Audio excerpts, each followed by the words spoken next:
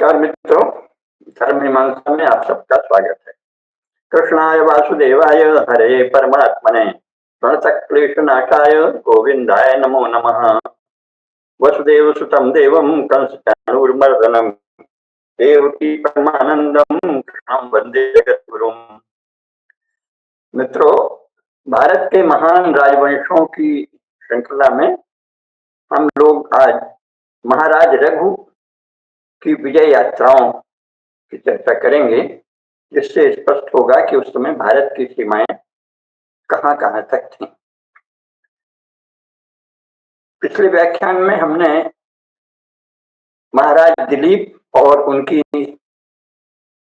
मगध वंशीय राजकुमारी महारानी सुदक्षिणा के द्वारा की गई गौ माता की सेवा, भगवती नंदिनी की सेवा, जो साक्षात कामधेनु की ही पुत्री हैं, और उनकी गोभक्ति की परीक्षा, और उसके बाद नंदिनी माता द्वारा दिया गया आशीर्वाद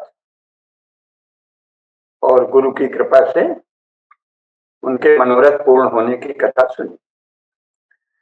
आज महाकवि कालिदास द्वारा कही रघुवंशम में कही गई उसके आगे की कथा के द्वारा हम लोग महाराज रघु की कीर्ति कथा, गौरव गाथा को देखेंगे।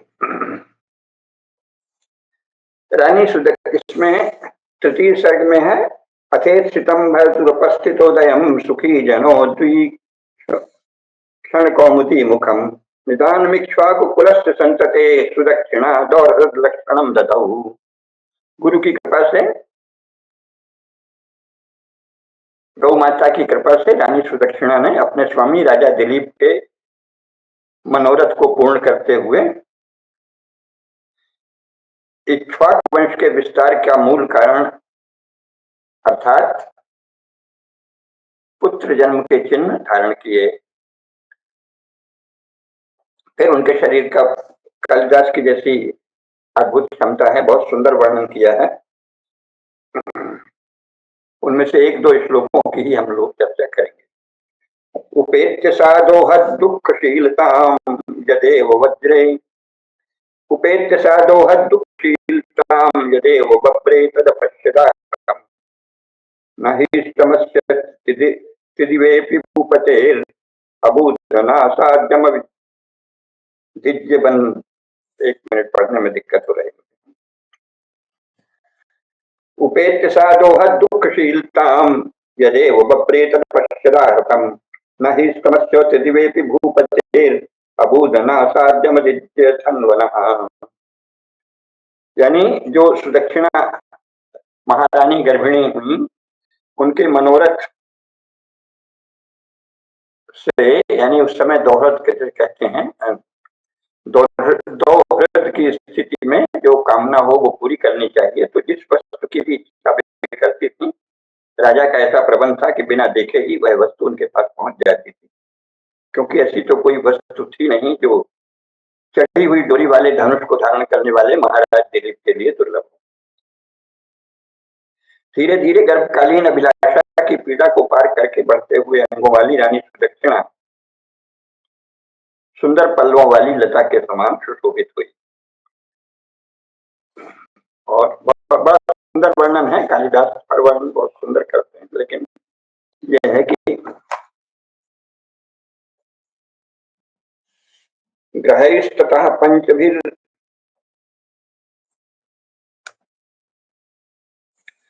ग्रहैस्ततः पंचभिर उच्च संशयैर सूर्यगैः सूचित भाग्य संपदम असूत पुत्रम समय शची समः त्रिसाधना शक्ति त्रिवासमक्षयम्। इसके अनंतर इंद्राणी के समान सुदक्षिणा ने प्रसूति का समय आ जाने पर 5 ग्रहों के उच्च स्थान की दशा में अपने पुत्र को जन्म दिया। जिस प्रकार प्रभाव, उत्साह और मंत्र, जिन 3 साधनों वाली शक्ति अविनाशी संपदा को जन्म देती है। दिशाएं प्रसन्न हो गई, मनोहर हवा बहने लगी और अग्नि ने विशेष रूप से अनुकूल होकर होम की गई सामग्री को ग्रहण किया और सब बातें शुभ सूचक हुई। हमारे जैसा मैंने पिछली बार भी बताया था, शुभ शकुन अपशकुन इसका बहुत महत्व है और ये पूर्ण सत्य है। भारत में जो इनके विषय में ज्ञान है वो बहुत ही सत्य पर आधारित है। सदा ही प्रकृति संकेत देती है जो कुछ आने वाला होता है, जो कुछ घटित होने वाला होता है। तो चूंकि रघु का जन्म लोक कल्याण के लिए ही हुआ था, इसलिए दिशाएं प्रसन्न हो गई, मनोहर हवा बहने लगी, अग्नि ने विशेष रूप से अनुकूल होकर होम सामग्री ग्रहण की और सब बातें शुभ सूचक हुई।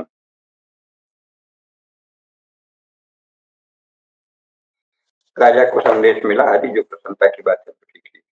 अब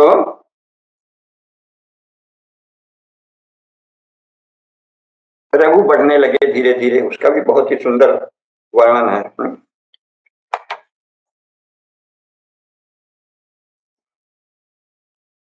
फिर उन्होंने पिता से मंत्र सहित अस्त्र का ज्ञान ग्रहण किया। राजा दिलीप अद्वितीय राजा ही नहीं थे, अपितु वे उस समय पृथ्वी पर अद्वितीय धनुषधारी भी थे। प्रथम समेध्याम परिधाय रौरवीम चितास्त्रम पितुरेव मंत्रवत् न केवलम तद गुरुरेक पार्थिवः चिताव भूदेक धनुर्धरो पिता। धीरे धीरे युवावस्था के आने से रघु के मनोहर शरीर की शोभा विशाल काय साण बनने वाले बछड़े और हाथी की अवस्था को प्राप्त होने वाले हाथी के बच्चे के समान हो गई, ये उपमा है। फिर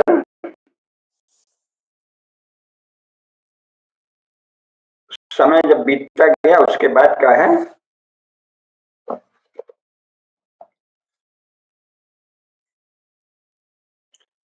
ततः प्रजानाम चिरमात्मनाम धृताम नितांत गुरुवी लगे शिताधुरम निसर्ग संस्कार विनीत इत्यसहु नृपेण चक्रे युवराज शब्द भाग। इसके अनंतर ये देख कर कि अब युवराज बड़े हो गए हैं, प्रजा का रक्षण बहुत बड़ा दुष्कर कार्य है, हमारे यहाँ उसको बहुत कठिन कार्य माना गया है, क्योंकि राजा कोई भोग के लिए जीवन नहीं जीता, प्रजा के रक्षण के लिए, धर्म के रक्षण के लिए, गौ ब्राह्मण की रक्षा के लिए, धर्म चक्र के प्रवर्तित रहने में अपने योगदान के लिए ही राजा राजपद ग्रहण करते हैं। तो राजा दिलीप ने स्वभाव और संस्कार से विनीत देखकर रघु को युवराज का पद प्रदान किया। फिर रघु जो है वो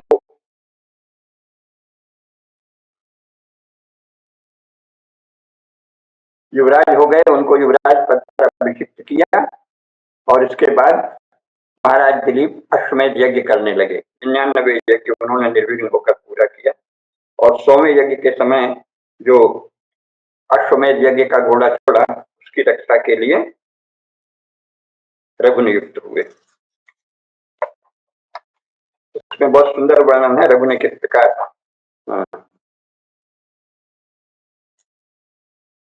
उसकी रक्षा की और देवताओं से भी,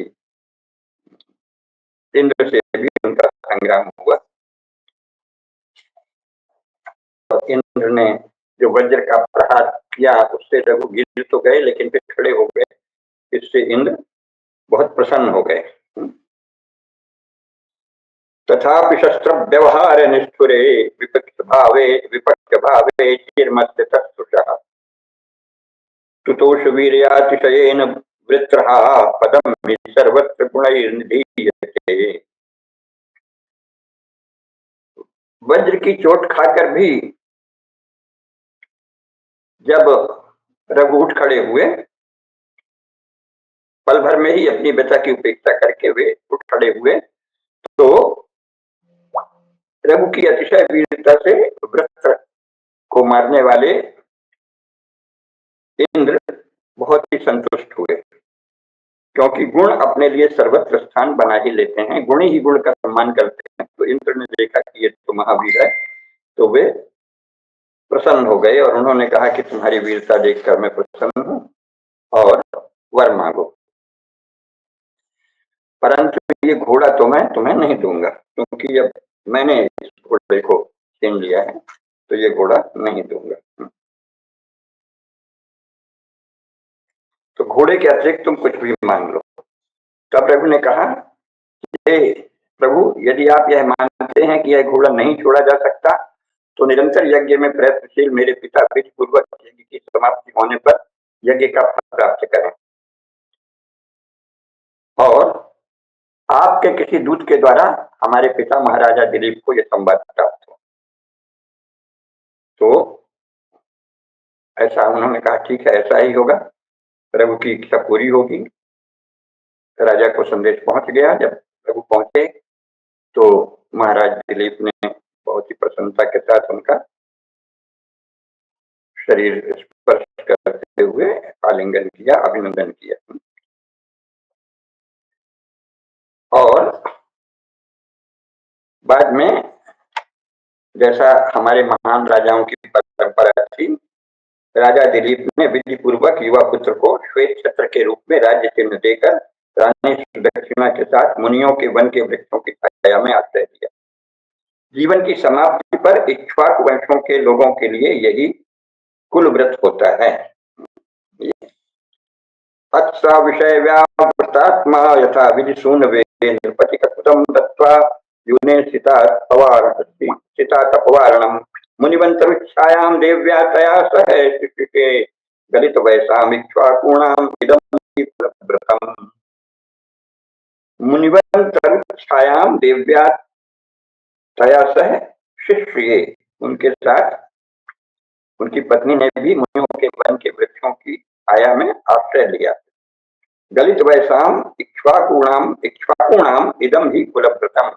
इक्ष्वाकुओं का यानी इक्ष्वाक वंशी राजाओं का यह कुल का व्रत ही है कि अधिक आयु होने पर वो आश्रम में चले जाते हैं, राजपद युवराज को ठीक से संभालवा। चौथे सर्ग में रघुवंशम में फिर उन्होंने महाराज रघु का जो चरित्र है उसका वर्णन शुरू किया है। सराज्यम गुरुणा दत्तम प्रतिपद्याधिकं बभौ दिनान्ते निहितं तेजः सवित्रेव हुताशनः। पिता को भी गुरु ही कहते हैं। गुरु का पिता एक अर्थ होता है, माता को भी गुरु कहते हैं। तो यहाँ गुरु से अर्थ है पिता। अपने पिता दिलीप के द्वारा दिए गए राज्य को प्राप्त करके महाराज रघु महाराज के रूप में शोभायमान हुए। लेकिन जैसा होता है, राजाओं जो आस पड़ोस के राजा थे उनके हृदय में दाह उठा। इसका है दिलीपानंतरम राज्ये तम निशम्य प्रतिष्ठितम पूर्व प्रभूमितो राज्ञाम हृदयग्निरिवोत्थितः। तो दाह जल रहा था, दिलीप के भय से शांत था, वो जैसे धड़क उठा राजाओं का। अच्छा, अब तो ये युवराज है, इसको कुछ हो सके तो इसको पराजित किया जाए, हम प्रभु बन जाए। चक्रवर्ती राजा कोई दूसरे का राज्य छीनते नहीं, केवल उनको पराजित करके अपने वशवर्ती बना के उनको उनकी अधीनता वो स्वीकार कर ले अगर कोई, तो उसे छोड़ देते हैं, वही राज्य करता रहे। ये हमारी भारत की परंपरा है। यूरोप में या मुसलमानों ईसाइयों में ऐसी परंपरा कभी नहीं थी। हमारे चक्रवर्ती सम्राट जिस राजा को जीतते थे वह राज्य उसके ही वंशजों को, या अगर वो राजा जीवित रहा युद्ध में हार वाले गया तो स्वयं उसको, और अगर वो युद्ध में मारे गए राजा तो उनके ही पुत्र को राजपद दे दिया जाता था। तो फिर रघु के राज्य शासन का बहुत सुंदर वर्णन है।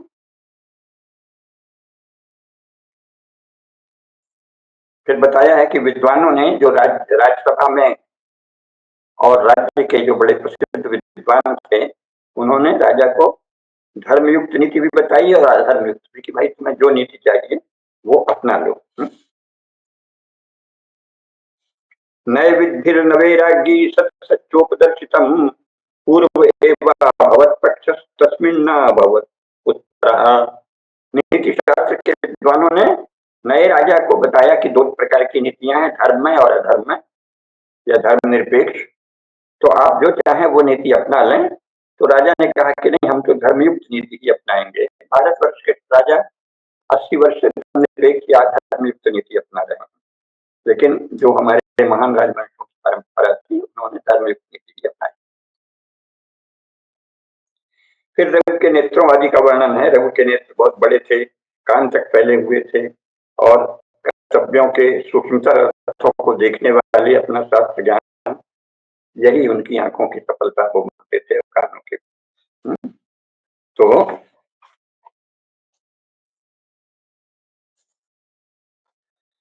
समस्त प्रजा बहुत ही प्रसन्न हुई। उसका बड़ा सुंदर वर्णन दिया है उन्होंने कि इक्षुच्छाया निषादिन्यस्तस्य गोप्तुर्गुणोदयम् आकुमार कथोद्धतम शाली गोप्यो चतुर्यशः। गन्ने की इक्षु यानी गन्ना, गन्ने की छाया में बैठी हुई धान की रखवाली करने वाली स्त्रियां अपने राजा, रक्षक राजा के गुणों में गुणों की कीर्ति गाती रहती थी। कुमारावस्था से कैसे वो क्रमशः उन्होंने वीरता का, शौर्य का और धर्मनिष्ठा का प्रदर्शन किया, ये प्रजा गाती रहती थी। चारों तरफ प्रजा बहुत प्रसन्न थी।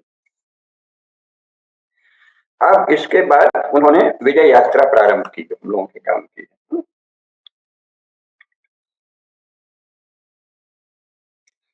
शरद ऋतु ने रघु को उत्साह वाली पहली यात्रा के लिए प्रेरित किया, क्योंकि राजाओं का ये काम है कि निरंतर अपनी सीमा को बढ़ाना, जो अन्य राजा हैं उनको वशवर्ती बनाने के लिए अभियान चलाना।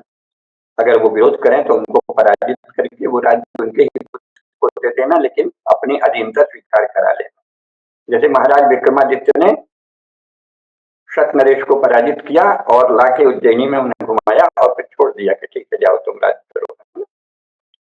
तो उसी प्रकार ऐसे बहुत हजारों हजार ऐसी कथाएं हैं। हमारे चक्रवर्ती सम्राट दूसरे राजा जो उनसे प्रतिस्पर्धा करते थे, उनसे युद्ध में अपनी वीरता दिखाकर उनको अधीनता मनवाते थे। युद्ध में अगर राजा मारा गया तो उसके पुत्र को वो राज्य दे देंगे, और वो राज्य वही उस जिस राज्य की जो परंपरा है, जो मान्यता है, जो आस्थाएं हैं, उसके अनुसार वो राज्य चलता रहे, बस धर्म का उल्लंघन नहीं हो, बस इतना देखते थे। तो घोड़ों के निराजन विधि से भली भांति होम की गई अग्नि ने दाहिनी ओर जाने वाली लपट के बहाने मानो उन्हें दे दी। यानी जब वो यात्रा में निकले तो उससे पहले होम यज्ञ किया गया, उसका बहुत सुंदर वर्णन किया। 6 प्रकार की सेना के साथ रघु ने दिग्विजय के लिए प्रस्थान किया।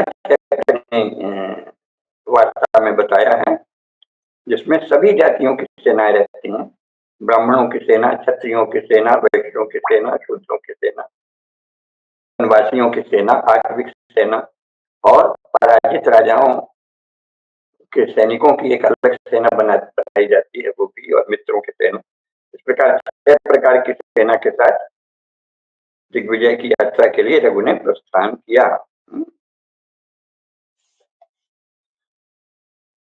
सगुप्त मूल प्रत्यंत शुद्ध पार्षणीरयान्विता षड्विधम बलमादाय दिग्विजय की आकांक्षा से रघु ने प्रस्थान किया। तो दिग्विजय को जाते हुए रघुपर नगर की सयानी स्त्रियों ने किले पर साई हवा में फहराती हुई पताकाओं से शत्रुओं को भयभीत करते हुए सबसे पहले महाराज रघु पूर्व दिशा की ओर गए। उनकी चतुरंगिनी सेना कैसे चली उसका भी बहुत सुंदर वर्णन किया है। तो फिर उन्होंने पूर्व सागर की ओर जाने वाली विशाल सेना को ले जाते हुए कैसे शोभायमान थे इसका वर्णन किया है, और ये बताया है कि पूर्व के सभी राजा जो हैं उन्होंने समर्पण कर दिया। अनेक जनपदों को जीतते हुए ताड़ के वनों के कारण श्याम वर्ण के दिखाई देने वाले समुद्र तट पर वो पहुंचे। राजा रघु के सामने सूर्य देश के राजाओं ने समर्पण कर दिया। जैसे बेंत नदी के वेग के सामने झुक जाता है, उसी प्रकार वो राजा झुककर उन्होंने अपनी रक्षा की, है ना। अनम्राणाम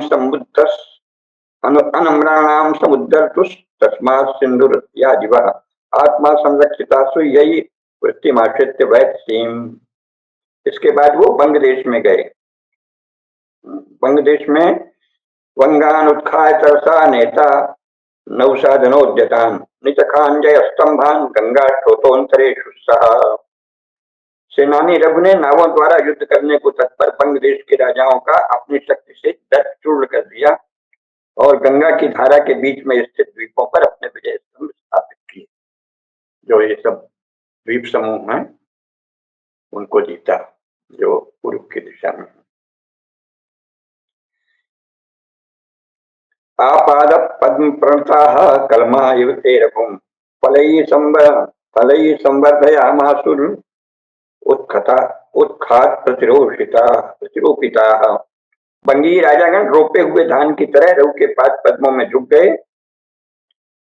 तब रघु ने उनका राज्य उन्हें लौटा दिया, है ना। जैसे कि उखाड़ कर फिर से धान रोपा जाता है, उखाड़ कर फिर से रोपे गए धान के पौधों की तरह उन राजाओं को जब राज्य मिल गया तो उन्होंने महाराज रघु को बहुत से उपहार भेंट किए। फिर हाथियों के पुल के द्वारा उन्होंने कपिशा नदी को सेना सहित पार कर उड़ीसा में पहुंचे। उत्कल देश के राजाओं द्वारा बताए हुए मार्ग से कलिंग देश की ओर गए। तो कलिंग देश की भी विजय की ये बताया है कि वहां से वो चले तो असम, बंग, उत्कल, कलिंग और फिर बड़ा युद्ध हुआ उनका महेंद्र पर्वत पर, अनेक उसका भी वर्णन है। और इसके बाद अंत में वो भी झुक गए और उनको जैसा होता है जो भी झुक जाए उसको बस उसकी अधीनता उसने मान ली तो अधीनता में उनको सुरक्षित रखकर उनसे उपहार आदि लेकर और नियमित उपहार का अनुबंध करके चल देते हैं। फिर उन्होंने नारियल के वृक्षों वाला जो महेंद्र पर्वत के पास स्थित जो राज्य हैं उनका सुंदर वर्णन किया है। यानी दक्षिण भारत के राज्यों का है। इसी प्रकार सुपारी का है कि फलों से लदे हुए सुपारी के वृक्षों की कतारों वाले समुद्र के किनारे वे दक्षिण दिशा की ओर अनायास ही विजय प्राप्त करते हुए चले गए। ततो वेला तटे नैवो फलवत पूगमालिना अगस्त्याचरितामाशम सामना साक्ष्य जयो ययौ। फिर कावेरी नदी के पास गए, वो पूरा वर्णन है ना, वहां से चले हैं। असम है, बंग है, उत्कल, कलिंग और फिर दक्षिण की ओर बढ़ गए लगातार, जिसे आंध्र कहते हैं, तमिलनाडु और केरल तक पहुंच गए। कावेरी नदी वाला भी वर्णन है। ससैन्य परिभोगेण गजदान सुगंधिना कावेरीम सरिताम पत्यु शंखनियामिवा करोत्। रघु की सेना के अवगाहन के कारण कावेरी नदी जो है वो हाथियों से और हाथियों के मद से सुवासित हो गई। ऐसा सुंदर वर्णन है।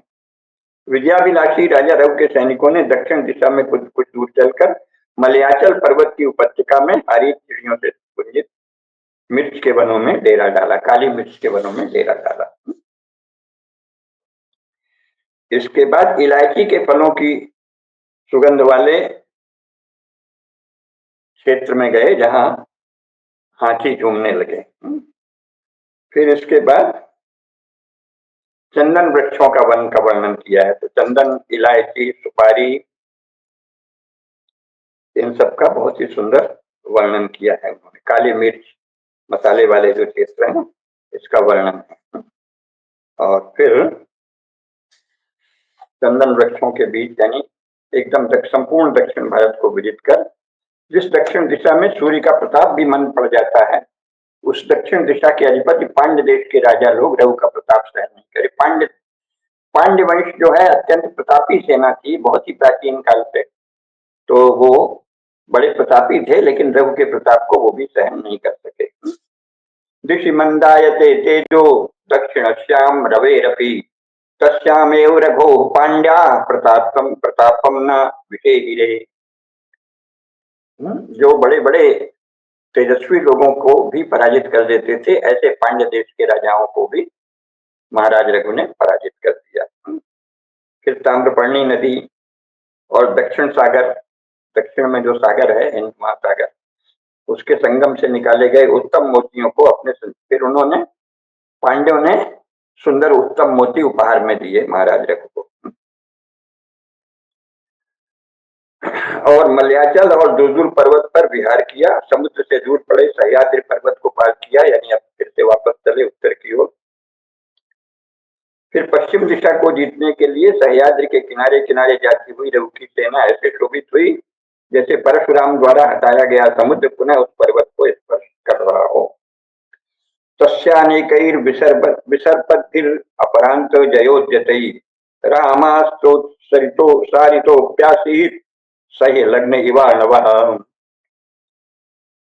फिर एक मुरला नदी का वर्णन किया है। मुरला नाम की नदी के वायु से उड़ाए गए केतकी पुष्पों की रज ने रघु के योद्धाओं को, उनके कवचों को भी सुगंधित कर दिया।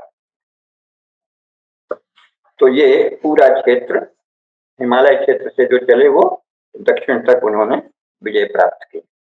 और इसके बाद खजूर के वृक्षों से बंधे हाथियों के गंडस्थलों पर नाग केसर के फूलों को छोड़कर औरे आ बैठे। जिस समुद्र ने मांगने पर परशुराम जी को रहने के लिए स्थान दिया था, उसी समुद्र ने पश्चिम देश के राजाओं के माध्यम से रघु को कर दिया। तो पश्चिम देश के सभी राजाओं ने समर्पण कर दिया, पश्चिम यानी दक्षिण पश्चिम के जो राजा हैं, और रघु ने वो उनको अपने अधीन मानकर उन्हें छोड़ दिया, जैसा हमारे यहाँ चक्रवर्ती राजाओं की परंपरा थी। ये नहीं कि हम ही सब जगह शासन करें। ये जो म्लेच्छ बुद्धि, अधर्म में बुद्धि वाले अंग्रेज आदि हैं, मुसलमान आदि, इनको तो बुद्धि नहीं है, इसीलिए ये थोड़े समय ही रह पाते हैं। कहीं 100 वर्ष से ज्यादा यूरोपीय लोग कहीं भी नहीं टिक पाए। भारतवर्ष से भी 90 वर्ष में भगा दिए गए, तो उनको शासन की कला ही नहीं आती। यद्यपि उन्होंने यहाँ भारतीयों से कुछ कला सीखी थी, तो 90 वर्ष भी टिक गए, अन्यथा वो 9 वर्ष भी नहीं टिकते। तो इसके बाद त्रिकूट पर्वत को अपना विजय स्तंभ बनाते हुए उन्होंने आगे पारस देश की ओर चले, यानी अब उत्तर की ओर चले, पारसिक देश। पारसिक राजाओं पर भी विजय प्राप्त की। ये है 60वां। पारसीकांस्ततो जेतुम प्रतस्थे स्थलवर्पण इंद्रियाख्यान रिपुंस्तत्व ज्ञानेन संयमी यवनी मुख पद्मानाम से हे मधुमदम नसः बाला तपस्याम आब्जानाम काल जलोदय।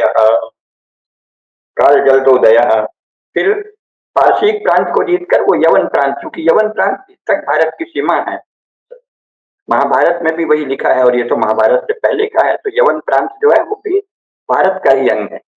और यवन लोग जो हैं वो इला के वंशज, यानी एल जो कहलाते हैं, एल पुरुरवा, इला और पुरुरवा के वंशज जो एल हैं, उनका ही वो क्षेत्र है। आज भी वो एलेनिक गणराज्य ही कहलाता है। ग्रीस तो उसका केवल अंग्रेजी में इन ईसाइयों ने नाम बिगाड़ के रखा है। आज भी वो स्वयं को एलेनिक गणराज्य परंपरा के कारण कहता है। तो यवनी मुख पद्मा नाम, यवन स्त्रियों के मुख कमलों पर, यानी वहां की स्त्रियां मदिरा पीती थी, इसका बहुत वर्णन है। यवनी मुख पद्मा नाम से हे मधुमदम नसः, यवन स्त्रियों के मुख कमलों पर मधुपान से साई लाली को महाराज रघु ने सहन नहीं किया, वर्णन है। तो यवनी मुख पद्मानाम से हे मधुमदम नसः बाला तपमिवाब्जानाम अकाल जलदोदय। तो यानी उनको यवन देश को भी पराजित किया। लेकिन वहां बहुत संग्राम हुआ। संग्रामस्तुमलस्तस्य पाश्चात्यैर अश्रुताधनैः शार्ङ्गपूजित विज्ञेय प्रतियोधे रजस्य भूत। पश्चिम उस समय कहा जाता था यवन देश को, हमारे यहाँ जो पश्चिम में है उसी की नकल में बाद में जब यहाँ अंग्रेज आए तो कुछ लोग जो उनके चाटुकार थे उन्होंने उनको भी पश्चिम कहना शुरू किया, और वो लोग ईसाइयत के हिसाब से पूर्व और पश्चिम का विभाजन करते थे। जो उनका जेरूसलम है, ईसा मसीह का क्षेत्र, उसके काल्पनिक क्षेत्र, उसके आधार पर हम लोग यवन प्रांत को पश्चिम कहते थे। तो रघु और पश्चिम देश के अश्वारोही यवन राजाओं में घोर संग्राम हुआ, जिससे उड़ी हुई धूल में प्रतिपक्षी योद्धाओं की पहचान नहीं हो पाती थी। धनुष की अलग अलग टंकार से ही पहचान पाते थे कि अच्छा ये अमुक राजा है, ये अमुक राजा है, नहीं तो इतनी धूल छा गई। ऐसा प्रचंड संग्राम हुआ। तो इस प्रकार पारसिक राजाओं और यवन राजाओं को रघु ने पराजित कर दिया। इसके लिए उन्होंने बहुत सुंदर वर्णन दिया है। भल्लापवर्जित स्तेषाम शिरोभि स्मश्रुलैर्महीम तस्तारसघाव्याप्तैः सचौद्रपटलैरिव। मधुमक्खियों से भरे हुए जो मधु के छत्ते हैं ऐसे दिखते थे फारसी राजाओं के सिर। उनको भाले के अनी की तरह फल वाले बाणों से काटकर पृथ्वी को पाट दिया, यानी बहुत ही पहने भाले की अनी की तरह जो पहने बाण थे उनसे पाट दिया। युद्ध में मरने से बचे हुए राजा लोग अपने अपने शिरस्त्राण उतार कर रघु की शरण में गए, और जब ऐसा हो तो मान लेते थे कि ठीक है। तो राजाओं ने अपना शिरस्त्राण उतार के जब समर्पित किया, अनेक राजा पराजित हुए, तो रघु को जब प्रणाम करते थे तो जैसे महात्माओं का क्रोध प्रणाम करने मात्र से दूर हो जाता है, महाराज रघु भी महात्मा ही थे तो उनका क्रोध शांत हो गया। अपनीत शिरस्त्राणा शीशास्त्रम शरणम ययुः प्रणिपात प्रतीकारा संरंभो ही महात्मनाम। प्रणिपात प्रतीकारा, प्रणिपात करने पर क्षमा कर देते हैं, वही उतने प्रतिकार है, उससे आगे फिर ये नहीं कि उसको नष्ट करें। ये महात्माओं के लक्षण हैं। तो हमारे राजा महात्मा इसी अर्थ में होते थे कि वो पराजित राजा को मारते नहीं थे, अगर वो युद्ध में मर गया तो उसके वंश को ही सौंप देते थे, और नहीं तो स्वयं उसे ही दे देते थे। बस वो अधीनता स्वीकार कर ले और उपहार देता रहे।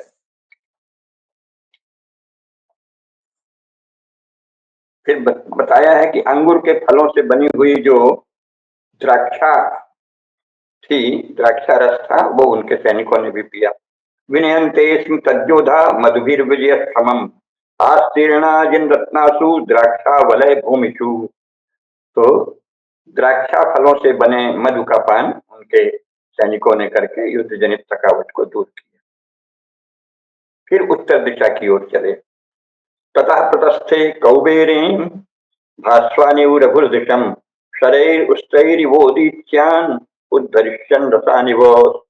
जिस प्रकार सूर्य जल शोषण के उद्देश्य से उत्तरायण होते हैं, उसी प्रकार राजा रघु ने राजाओं का उन्मूलन करने के लिए कुबेर द्वारा आदेशित उत्तर दिशा की ओर प्रस्थान किया। वहां सिंधु नदी के तट पर जाकर उनके घोड़ों ने अपनी थकान दूर की और कुमकुम और केसर से संसक्त अपने कंधों को झाड़ा। वर्णन है। विनीताध्वस्तस्य सिंधु तीर विचेष्टनैः दुदुबुर्वाजिनः स्कन्धान् लग्न कुमकुम केसरान् तत्र हूणावरोधानां भर्तृषु व्यक्त विक्रमम् कपोलपाटलादेशी बभूवो रघुचेष्टितम्। वो हूणों का क्षेत्र था। हूण भी भरतवंशी क्षत्रिय ही हैं। हूण, पारसिक, यवन, ये सब भरतवंशी भारत के क्षत्रिय हैं और आपस में ही ये लड़ रहे हैं। तो वहां हूणों पर अपना पराक्रम दिखाकर रघु ने अपने युद्ध कौशल से, अब कालिदास का वर्णन है कि हूण स्त्रियों के कपोलों को पीट पीट कर रोने के कारण लाल बना दिया, यानी इतना रोई हूण स्त्रियां, क्योंकि वो महावीर माने जाते थे, लेकिन अब इस बार उनके पति लोग भी पराजित हुए तो वो बहुत रोई। तो कह रहे हैं कि, और वो अपना धिक्कारती भी थी अपने को, तो इस तरह वो कपोल लाल हो गए पीट पीट कर रोने के कारण, यानी गाल मार के रोती थी या छाती में मार के रोती थी, पता नहीं ऐसी क्या कल्पना होगी। लेकिन तत्र हूणावरोधानां भर्तृषु व्यक्त विक्रमम कपोल पाटलादेशी बभूव रघुचेष्टितम्। फिर वो और ऊपर गए, कंबोज देश था ऊपर, गांधार से भी आगे, ये भारत की उस समय की सीमा है। रण क्षेत्र में रघु के प्रताप को सहन करने में असमर्थ होकर कंबोज के राजा, जहां हाथी रहते थे, हाथियों की सेना है, तो जैसे हाथियों को बांधने की साकल से रगड़े हुए अखरोट के वृक्ष झुक जाते हैं, उसी तरह कंबोज के राजा भी झुक गए। काम्बोजा समरे सोढ़ुम तस्य वीरम अनीश्वरा गजालान परिकृष्टैर अक्षोटैः सागमानता। अक्षोट यानी अखरोट, अखरोट के वृक्ष जैसे झुक जाते हैं जब हाथियों को बांधने वाली साकल पेड़ में लपेट दी जाती है, हाथी जब झूमते हैं तो वो पेड़ झुक जाते हैं अखरोट के। तो वहां के राजा, कंबोज देश के राजा रघु के सामने ऐसे ही झुक गए जैसे हाथी की साकल के खींचने से अखरोट के वृक्ष झुक जाते हैं। तो कंबोज देश के दक्षुत राजाओं ने कौशलेश्वर रघु को बहुत से उत्तम घोड़े और सोने की बड़ी बड़ी राशियां उपहार के रूप में दी, लेकिन इससे रघु को कोई अभिमान नहीं हुआ। तेषां सदस्व भूयिष्ठा तुंगा द्रविण रहस्या उपदा विविशु नोत्सेका कौशलेश्वरम। बहुत सा धन दिया, उत्तम घोड़े दिए, इससे कोई बहुत दर्प नहीं हो गया, रघु शांत रहे और बहुत ही प्रेम से उन राजाओं से मिले। इसके बाद हिमालय पर्वत की ओर वो सेना चली, यानी वहां असम से शुरू किया है वर्णन। असम, बंगदेश, कलिंग, उत्कल, संपूर्ण दक्षिण, लौटकर इधर पश्चिम, दक्षिण पश्चिम जो इस समय महाराष्ट्र, गुजरात आदि हैं, उन सबको जीतकर वो और ऊपर बढ़े हैं। फिर पारसिक देश, यवन देश, काम्बोज देश और इसके बाद और हिमालय जो रूस का क्षेत्र है, अजरबैजान जिन्हें आदि बने हुए हैं ना, कजाकिस्तान, तुर्कमेनिस्तान, ताजिकिस्तान, ये सब भारत के ही थे। और उस दिशा में जो राजा थे उनको केवल अपने अधीन करने के लिए महाराज रघु उधर भी बढ़े। ततो गौरी गुरुम शैलम आरूढ़ोहा सुसाधना वर्धयन्यु तत्कूटान उद्धूतैर धातुरेणुभिः। खनिज, बहुत सारे खनिज पदार्थों वाला जो क्षेत्र है, उस क्षेत्र में हिमालय पर्वत पर रघु की अश्वारोही सेना चढ़ी। सेना का कोलाहल होने पर हिमालय पर्वत की गुफाओं में सोने वाले बलशाली सिंह जो हैं वो विचलित नहीं होते थे, सब देखते थे। सिंह तो सिंह है ना, वो कोई अश्वारोही सेना को देखते डरते नहीं थे, बस ऐसे सिर उठाकर देखते थे। उसका बहुत सुंदर वर्णन किया है कालिदास ने। शशंस तुल्य सत्वानाम सैन्य घोषे प्रसंभ्रमम गुहाशयानाम सिंहानाम परिवृत्यावलोकितम। परिवृत्य अवलोकितम, मुंह घुमाकर देखना बस। गुहाशयानाम सिंहानाम, गुफाओं में सोए हुए सिंह, परिवृत्य अवलोकितम, गर्दन घुमाकर देख लेते थे, चली जा रही है सेना, सिंह तो वहां के सिंह हैं, तो वो कोई उससे घबराते नहीं थे। हिरण वगैरह घबरा के इधर उधर भले भगे, सिंह बस गर्दन घुमाकर देख लेते थे। ऐसा सुंदर वर्णन। तो वहां भोज वृक्ष बहुत होते हैं ना, भोज के सूखे पत्तों में मरमर ध्वनि करती और बांस के वनों में शब्द पैदा करती गंगा के शीतल जलकणों से युक्त वायु ने मार्ग में रघु के श्रम को दूर किया। जिसे बाद में इंग्लैंड, फ्रांस और अमेरिका की पूर्वी संधि से स्टालिन और लेनिन ने कब्जा कर लिया। सोवियत मध्य एशिया जिसे कहा, वो वस्तुतः अत्यंत प्राचीन काल से भारत का ही अंग था, जहां आज 5वां स्थान बने हुए हैं। जैसा प्रोफेसर के लिए जिन्हें अपने कई व्याख्यानों में बताया है प्रमाण से, वो भारत के ही अंग थे। Azerbaijan, Kazakhstan, Tajikistan, Turkmenistan, Uzbekistan, तो इस सब में रघु की सेना गई। भूर्जेषु मर्मरीभूता कीचकध्वनि हेतवः गंगा शीकरिणो मार्गे मरुतस्तम सेविरे। नमेरु के पेड़ों की छाया में रघु के सैनिकों ने नमेरु वृक्षों के नीचे उन चट्टानों पर बैठकर विश्राम किया, जिनका पृष्ठभाग उन चट्टानों पर बैठने वाले कस्तूरी मृगों की नाभियों से सुवासित हो रहा था। यानी चट्टानें भी सुगंधित थी, क्योंकि वहां कस्तूरी मृग आकर बैठते हैं। वहां भी इन्होंने विश्राम किया। देवदारू के वृक्षों से बचे हुए हाथियों की सांकलों में कांतिमान औषधियों का प्रकाश पड़ने से ऐसा लगता था जैसे कि रघु महाराज के लिए कुछ दीपक जला रहा हो कोई। न सुंदर वर्णन 75। सरलासक्त मातंगई वेयस्फुरित तुषः आसन्नोषधयो नेतुर नक्तम स्नेह दीपिका तस्योत्सृष्ट निवासेषु कंठरजुक्ष तत्वचः गजवर्मं किरातेभ्यः शशंसुर देवदारवः। रघु द्वारा छोड़े गए पड़ावों पर हाथियों के गले में बंधी रस्सियों से चिरी हुई छालों वाले देवदारू के वृक्षों को देखकर किरातों ने रघु के हाथियों की ऊंचाई जानी। वो किरात देश है, तो काम्बोज देश से फिर इधर जब बढ़े हैं तो पूरा जिसे अब मध्य एशिया कहा जाता है उसको जीतते हुए किरात देश पर पहुंचे। किरातों के साथ महाराज रघु की सेना का भयंकर युद्ध हुआ। तत्र जन्यम रघोर्घोरम पर्वतीयैर्गणैरभूत् नारात् क्षेपणीयाश्म निष्पेषोत्पत्ति पतितानलम्। तत्र जन्यम रघोर्घोरम पर्वतीयैर्गणैरभूत् नारात् क्षेपणीयाश्म निष्पेषोत्पतितानलम्। लौह निर्मित बाण महाराज रघु की सेना के पास थे और वो लोग पत्थर फेंकते थे। पत्थर फेंकने का पत्थर फेंकने वाली तोपों के साथ उन्होंने पत्थर को बरसाए और बाणों और अग्नि में इतनी घर्षण हुआ कि चिंगारियां निकलने लगी, अग्नि पैदा हो गई। इसके बाद और उत्तर गए तिब्बत और उससे परे की वर्णन है, परे का वर्णन है, उसे उत्सव संकेत कहते हैं। उत्सव संकेत गण के निवासियों के उत्सवों को नीरव करके अपनी भुजाओं की विजय गाथा किन्नरों से गवाई। यानी तिब्बत और रूस का बहुत सा, जो अब रूस बन गया है, उस संपूर्ण भारत का ही इलाका पहले था, तो वहां तक रघु गए।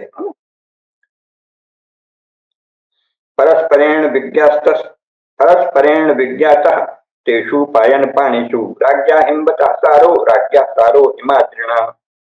पर्वतियों के उपहार भरे हाथों से रघु ने हिमालय के और हिमालय ने रघु के महत्व को परस्पर पहचाना। यानी हिमालय क्षेत्र, संपूर्ण हिमालय क्षेत्र, उत्तरी ध्रुव के नीचे तक जो हिमालय क्षेत्र है, उस सब के राजाओं ने रघु के महत्व को पहचाना और रघु ने भी पहचाना कि कितना सुंदर वैभवशाली कैसा कैसा राज्य है। तो दोनों ने एक दूसरे का मान किया। फिर है कि तत्राक्षोभ्यम यशोराशिम निवेश्यावरुरोह सह पौलस्य तुलितस्याद्रेर आदधान। रघु ने उस हिमालय में अपनी कीर्ति स्थापित कर दी, जैसे कि रावण ने कैलाश पर्वत को उठाकर अपनी कीर्ति बढ़ाने का प्रयास किया था। भगवान शंकर ने उसको नियंत्रित किया, परंतु रघु पर भगवान की कृपा है और रघु ने हिमालय में अपनी स्थायी कीर्ति स्थापित की।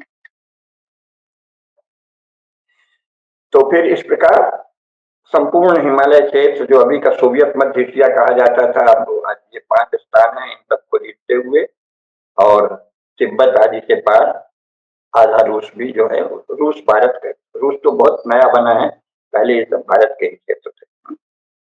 इसके बाद रघु फिर बढ़े ब्रह्मपुत्र नदी को पार करके प्राग्ज्योतिष देश। अब जो है सुम तो उधर था, थोड़ा उत्तर पूर्व में, इसके बाद ही प्राग्ज्योतिष देश बहुत ही बड़ा राज्य था, वहां पहुंचे। लोहित्य कहते हैं उसे। सकंपे तीर्ण लोहित्य तस्मिन् प्राग्ज्योतिषेश्वर तग्ध जालानतां प्राप्त सह काला गुरु द्रुमय। ब्रह्मपुत्र नदी को पार कर काले अगर के वृक्षों की तरह प्राग्ज्योतिष देश के राजा की ओर जब वो बढ़े तो राजा कांप गया। तो उसने सोचा कैसे सामना करेंगे। राजा सूर्य को ढक देने वाली और बिना चर्चा के ही दुर्दिन करने वाली रघु के रथ के मार्ग से उठी धूल को नहीं सह सका, यानी समर्पण कर दिया। फिर कामरूप देश के राजा ने हाथियों की भेंट देकर रघु को प्रसन्न किया। तमेशा कामरूपाणाम अत्याखंडल विक्रमम भेजे भिन्न कटैर्नागैर उपरोध तमीशा कामरूपाणाम अत्याखंडल विक्रमम भेजे भिन्न कटैर्नागैर अन्यानुपरुरोषयैः। कामरूप देश के राजा ने इंद्र से भी अधिक पराक्रमी दिख रहे महाराज रघु को मत्स्वामी हाथी भेंट में भेज दी और शरण में आ गया और सिंहासन पर देवता के रूप में उनको बैठाया और रघु के चरणों की कांति की अर्चना रत्नफूल चढ़ाकर की। कामरूपेश्वरस्तस्य हेम पीठादि देवता रत्न पुष्पोपहारेण छाया मानस्य पादयोः। सिंहासन में, सोने के बने सिंहासन में बैठाकर प्रणाम किया, पूजा अर्चना की, इससे राजा प्रसन्न हो जाते थे। तो नहीं बोलते कि आप ही सम्राट हैं, मैं आपकी आज्ञा से यहाँ शासन कर रहा हूँ। कैसा सुंदर वर्णन है। इति जित्वा दिशो जिष्णुन् आर्यवर्तत रथो इति जित्वा दिशो जिष्णुरन्यवर्तत रथोद्धतम् रजो विश्राम यन्राज्ञाम छत्र शून्येषु महर्षिषु। इसके बाद विजयी राजा जो हैं रघु, वो दिशाओं को जीतकर छत्रहीन राजाओं के ललाट पर अपने रथ से उठी हुई धूल फेंकते हुए लौटे। और इसके बाद रघु ने विश्वजित यज्ञ किया। विश्वजित यज्ञ वो है जिसमें दक्षिणा के रूप में सब कुछ दे डाला जाता है। तो उन्होंने सब कुछ दे दिया। हमारे राजा जब बहुत जीतते थे तो दान करते थे, सभी राजा, और ऐसे ऐसे दान करते थे, सर्वस्व लुटा दिया। उसे विश्वजित यज्ञ कहते हैं। सविश्वजित माजव्ये यज्ञम सर्वस्व दक्षिणम आदानम मी विसर्गाय सताम बारिमुचामिव। जैसे मेघ जो है, जब बादल जल को ले जाकर बादल बनते हैं और फिर बरस देते हैं, उसी प्रकार राजा जो हैं हमारे यशस्वी राजा दान के लिए ही विजय और धन प्राप्त करते हैं, भोग के लिए नहीं। तो इसके बाद रघु ने विश्वजित नामक यज्ञ किया, जिसमें दक्षिणा के रूप में सब कुछ दे दिया जाता है। तो उनको काकुत्स पदवी मिली, यानी उन्नत साढ़ की तरह। साढ़ जो किसी का अनिष्ट भी नहीं करता लेकिन महाबलशाली होता है, तो बहुत बड़े। भगवान बुद्ध को भी वृषभ कहा जाता था। हमारे बड़े बड़े राजाओं को, जो धर्मनिष्ठ राजा हैं, उनको काकुत्स या वृषभ कहा जाता है। तो काकुत्स पदवीधारी रघु ने यज्ञ समाप्त होने पर फिर राजाओं को, जो अधीनस्थ राजा थे, उनको छोड़ दिया कि जाइए। बड़े बड़े पुरस्कार देकर उनके पराजय से उत्पन्न दुख को शांत कर दिया और उन्हें अपनी अपनी राजधानी को लौटने की आज्ञा दी। सब राजा, जो पराजित राजा होते हैं, वो उस यज्ञ में आते हैं, अधीनता स्वीकार करने वाले राजा, तो फिर उनको सम्मान के साथ लौटाते हैं। सत्रांते सचिव सखा पुरस्क्रिया फिर गुरु भी समित पराजय व्यलोकान काकुत्स चिरविरहित सुखा वराधान राजन्यान स्वपुर निवृत्त मैंने अपने अपनी राजधानियों को उनको लौटने की आज्ञा दी। तो उन राजाओं ने सम्राट के दोनों चरणों में नमस्कार किया और यही उनका अधीनता स्वीकार करना था। इसके अतिरिक्त कोई राज्य नहीं थे। ये चतुर्थ संपूर्ण हुआ। अब विश्वजित नामक यज्ञ में अपने कोषों को बिल्कुल दे डालने वाले राजा रघु के पास सहसा वर्तंतु के शिष्य कौत्स ऋषि गुरु दक्षिणा के लिए उपस्थित हुए। अपने अनमोल शील वाले, यश से प्रकाशमान तथा अतिथियों का सत्कार करने वाले राजा रघु के पास तब तक सर्वस्व दान दे जाने के कारण सोने का कोई पात्र भी नहीं था। तो उन्होंने मिट्टी के पात्र में पूजा की सामग्री रखकर शास्त्र ज्ञान से प्रकाशित अतिथि के सामने वो आए। ऋषि जब आए तो राजा तो सदा सोने के पात्र में ही, क्योंकि भाई राजा हैं, लेकिन अब वो सर्वस्व दान कर चुके हैं, तो मिट्टी के पात्र में ही पूजा की सामग्री लेकर आए। मान को ही अपना धन मानने वाले और अपने कर्तव्य को जानने वाले महाराज रघु ने आसन पर बैठे हुए उन तपोधन की पूजा की और पास आकर हाथ जोड़कर बोले। तो बहुत उनका कुशल क्षेम पूछा। तो राजा के पूजा के पात्र से ही धन का अनुमान हो रहा था। इत्यर्घ्य पात्रानुमितव्यस्य रघोरुदारामप्याम काम निशम्य स्वार्थोपपत्तिं प्रति दुर्बलाशस समित्यवोचद् वर्तन्तु शिष्यः। पूजा के पात्र से ही पता चल रहा था कि राजा के पास तो अब कुछ धन नहीं है। तो कौत्स ऋषि जो है, उनकी आशा क्षीण हो गई और वो राजा से बोले, सर्वत्र नो वार्तमवेहि राजन् नाथे कुतस्त्वय्य शुभं प्रजानां सूर्ये तपत्या वर्णाय दुष्टे कल्पेत लोकस्य कथम समित्वा। हे राजा, आप हमारे कल्याण की सब बातें जानते ही हैं। आप स्वामी हैं और आप जैसे स्वामी के रहते प्रजा का कल्याण कैसे होगा, तो हम सब बहुत ही कल्याण से हैं। लेकिन हम जानते हैं कि यद्यपि आप सार्वभौम राजा हैं, संपूर्ण पृथ्वी के अधिपति हो चुके प्रजाओं ने आपकी अधीनता स्वीकार कर ली है, लेकिन इस विश्वजित यज्ञ के कारण आप अकिंचन बन गए हैं, तो इसलिए, और ये उचित भी है, तो इसलिए अब मैं कैसे आपसे कुछ कहूं। फिर भी मैं आपको केवल बताता हूं कि मेरे जो गुरु हैं वो, उन्होंने मुझे बहुत जो विद्या दान दिया, उसके बाद आशीर्वाद देकर विदा करना चाहा, तो मैंने कहा दक्षिणा क्या दूं, तो उन्होंने कहा नहीं कोई दक्षिणा नहीं है, तुम ज्ञान का प्रसार करो, यही दक्षिणा है। और मैंने हट कर लिया, नहीं नहीं दक्षिणा तो दूंगा। तो गुरु को क्रोध आ गया और उन्होंने कह दिया कि 14 करोड़ मुद्रा लाकर दो, जब तुम बड़ी देर से आग्रह कर रहे हो, है ना। ये सुन प्रभु बहुत अवज्ञा किए, उपज क्रोध ज्ञानिन के लिए, तो निर्बंध संजात रुषा सकार्क्यम अचिंतयित्वा गुरुणा अमुक्तम वित्तस्य विद्या परिसंख्या में कोटि कोटि हरेति। जाओ 14 करोड़ मुद्राएं, स्वर्ण मुद्राएं लाकर दो। ये उन्होंने कह दिया क्योंकि मैंने बहुत हट किया था, अन्यथा वो मुझे कह ही रहे थे कि किसी दक्षिणा की आवश्यकता नहीं। परंतु मैं तो आपके राज पूजा के पात्र से ही समझ गया कि अब तो इस समय आपको प्रभु कहने का कोई अर्थ नहीं रह गया, आपका प्रभाव इस समय शांत है, शिथिल है, तो मेरी कोई हिम्मत नहीं हो रही। तो राजा ने कहा कि आप मेरे पूज्य हैं, आप मेरे इस प्रसिद्ध अग्निहोत्र भवन में चौथे अग्नि के समान निवास करते हुए 2-3 दिन का शयन कीजिए, तब तक मैं आपका प्रयोजन सिद्ध करके आता हूं। ऐसा सोचकर ब्राह्मण ने प्रसन्न होकर आज्ञा दे दी, आशीर्वाद दिया, और वशिष्ठ के मंत्र से अभिमंत्रित होने के कारण महाराज रघु कुबेर की ओर चले कि मैं कुबेर से धन ले आऊंगा। तो कुबेर ने वहां धन वर्षा कर दी। रात्रि शाम दिन में ये बात हुई, रात को सब सोए। सुबह जब सेना का प्रस्थान करना था, उस समय प्रातः काल जब राजा प्रस्थान के लिए तैयार हुए, तो कोष गृह में नियुक्त अधिकारियों ने आश्चर्य से भरकर कहा कि कोष गृह में तो आकाश से सोने की वर्षा हो रही है।